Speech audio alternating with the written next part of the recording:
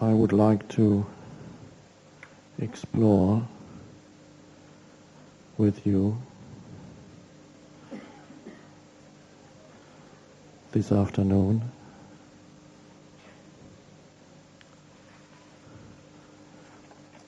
the deepest truth of human existence.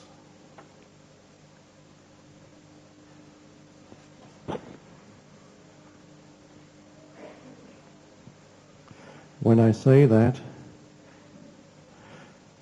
that may sound a little bit abstract, interesting, but abstract, human existence.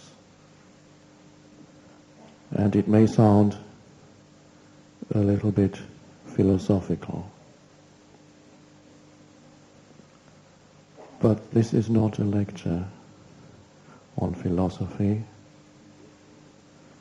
nor is it a lecture at all.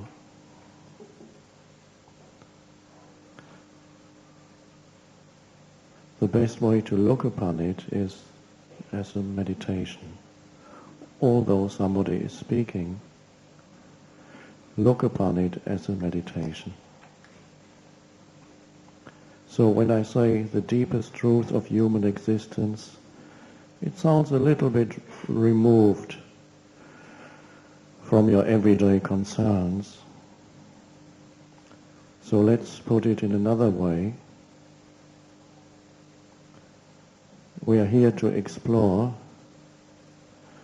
the deepest truth of who you are.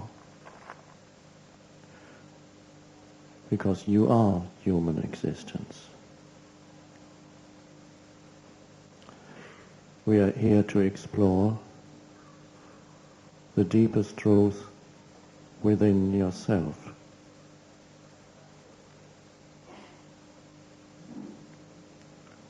Knowing yourself at the deepest level.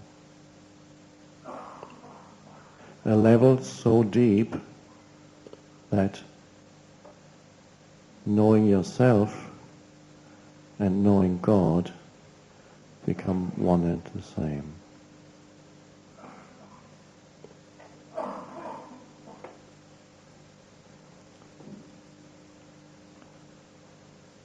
There are two levels to this talk, if it can be called that. One is the words,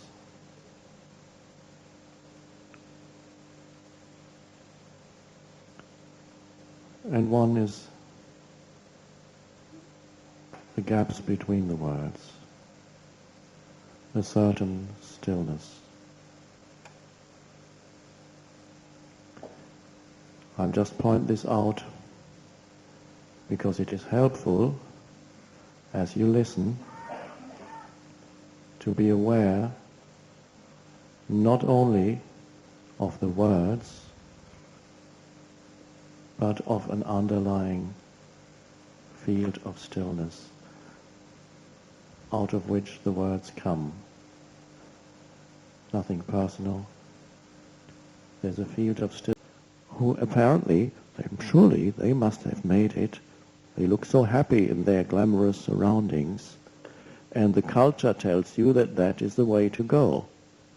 You can make it, just try harder to have more possessions or more status. That's a big, intangible but enormous thing to add to oneself. Other people's view of me is an enormous piece, bigger, even can be bigger than the greatest mansion. That need for others to give me their approval, their high opinion, and so there's the need for status in society, for others to tell me that I am great and good enough. And that's these are enormous chunks of identifications that you can add to the deficient sense of self, and for a little while that also works. And then if you've met any of the famous people that you see in the magazines and films, whatever they, sports, movies, famous this, famous that, people who are told by the surrounding culture and the world that they are special, that they have made it, and they are great role symbols in society. And if you meet them, you will see that underneath the glamorous facade, there is the same sense of deficiency. It didn't complete them. The whole world telling them that they are great, and deep down they feel this is a big lie. Also, there are famous people who have actually, through that, have seen through the delusion of that, the meaninglessness of this world, which to a large extent is mad, because it's the human egoic mind telling you that you are important. And some people striving a lifetime to add that to their sense of self, to the world, please tell me that I matter. My sense of self depends on it. Please tell me that I am important. And then, of course, only a few are told that. The others are left in limbo and are unhappy there. And those that are told that they are important, they are unhappy there. Not complete. And it happens occasionally that a few of those people who made it rich and famous, they begin to go deeper because they have everything, and they can't possibly think of any more to add to me. Because what can you add when you have everything, could buy anything, go anywhere, and everybody thinks you are God, and still feel. And so some of those actually see through the delusion and then penetrate to deeper levels of their being. But for many of us, there is always the hope that through this or that addition to me, added content for the mind, the mental identifications, that through that I can complete myself and my life is going to work, and finally feel that I have arrived. I'm home. I'm fully myself.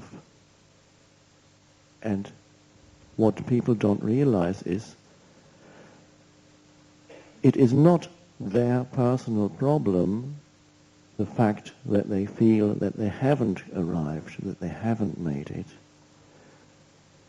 It is built into the very structure of the mind-made sense of self. That deficiency and sense of lack is inseparable from those mind structures, from that identity.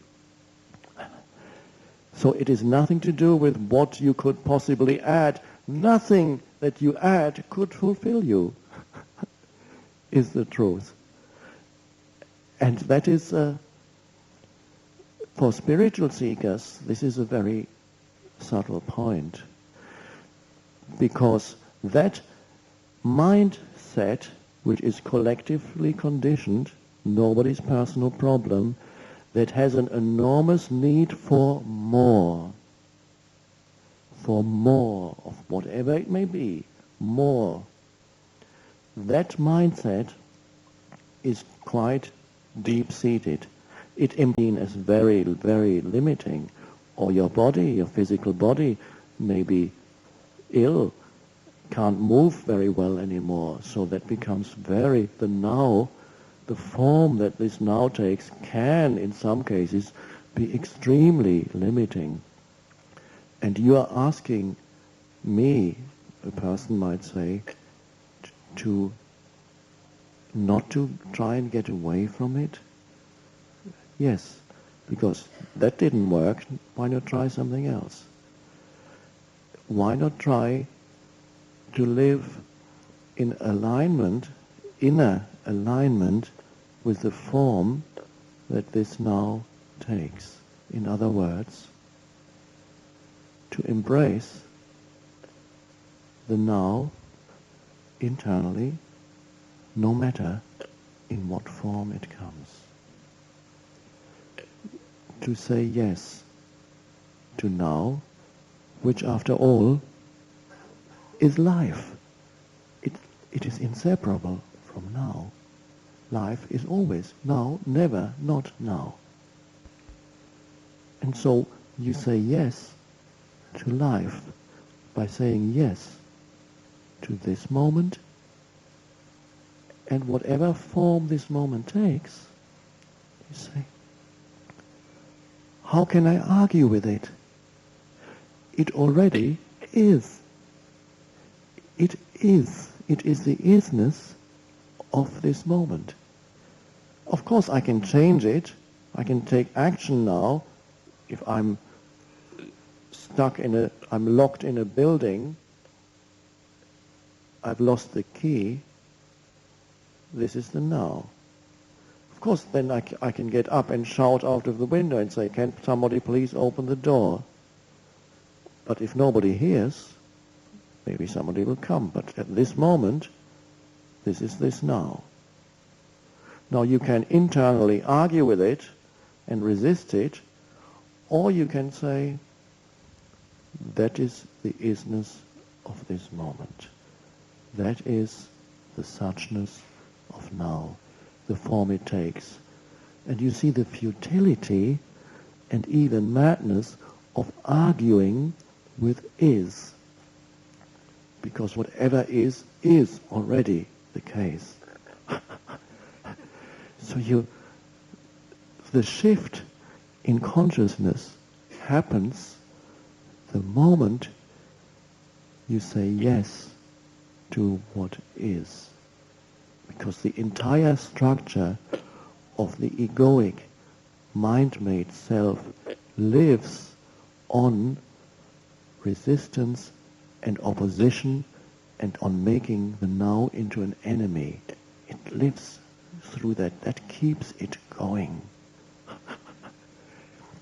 So the beauty of it is we can step out of thousands of years of collective conditioning,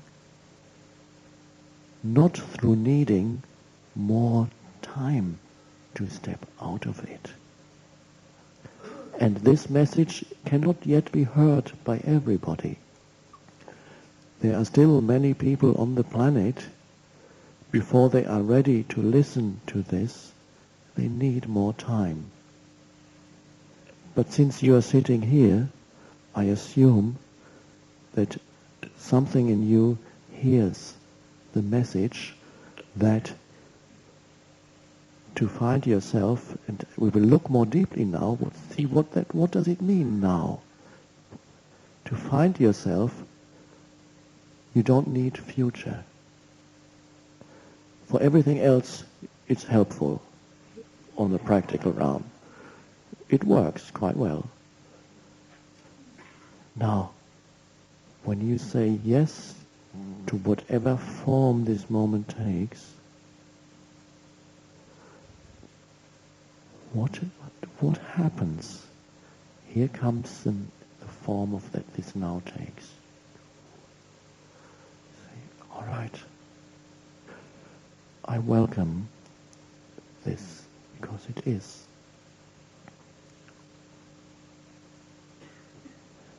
The form that this now takes, usually something in you, which is the egoic structures,